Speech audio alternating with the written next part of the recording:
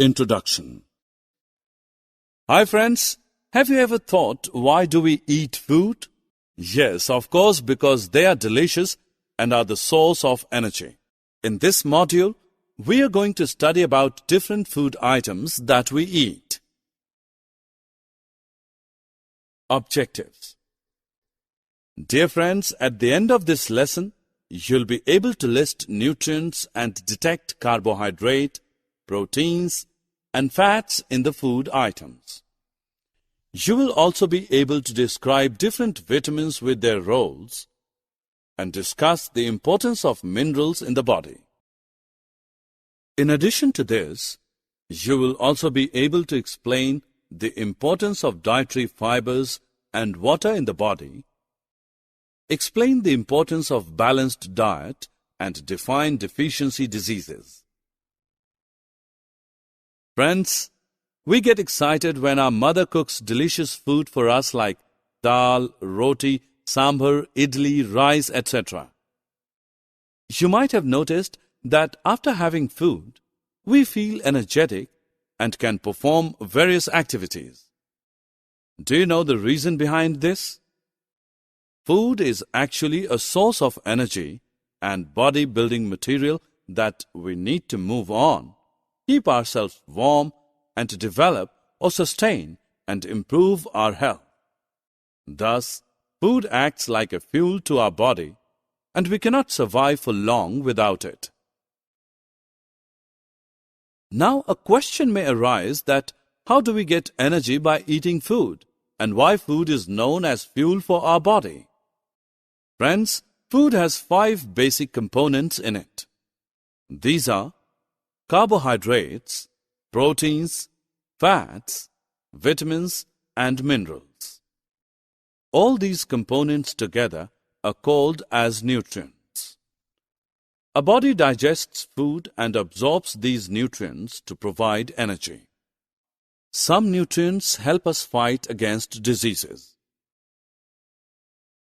Do you know this fact that each food item contains all nutrients in different amount, and each nutrient plays a different role in the body? Let us know about these nutrients one by one in detail. First, carbohydrates. Carbohydrates form an essential structural component of living cells. They are the main source of energy for animals. Carbohydrates include sugars, starch, fiber, etc. They are mainly found in wheat, rice, potatoes, corn, and maize. You might have noticed that some children who do not drink milk become weak and are underdeveloped because milk contains required proteins for our growth. Meat, fishes, eggs, pulses, cheese, and soybean are some other important sources of proteins in our diet. The major role of proteins is building and repairing of damaged tissues. Along with carbohydrates, they are also a source of energy. I know that you all love pizza, burger, cheese, etc., but your parents do not allow you to eat them regularly because such foods contain large amounts of fat. Fats supply us with energy. If we don't use up this energy, our bodies build up a store for future use as in form of body fat. This is the reason why people eating much oily food become obese. Ghee, oil, butter, cheese, and milk are some main sources of fats.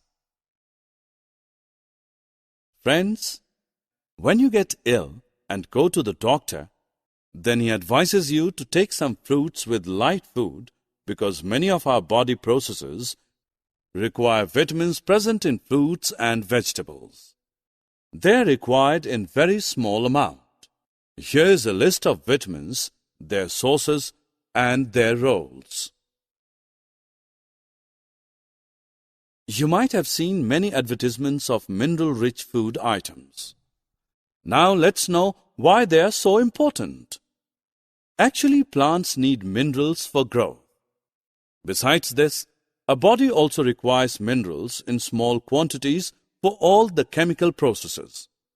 Potassium, calcium, iron, etc. are some common examples of these minerals. Let us know more about the sources and the role of these minerals using the next table.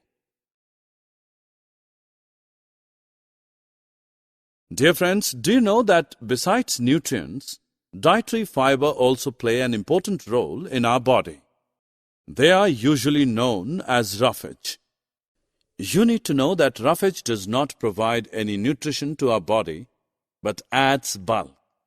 They are found only in plants, pulses, potato, fresh fruits and vegetables as the main sources of roughage. This helps our body to get rid of the undigested food.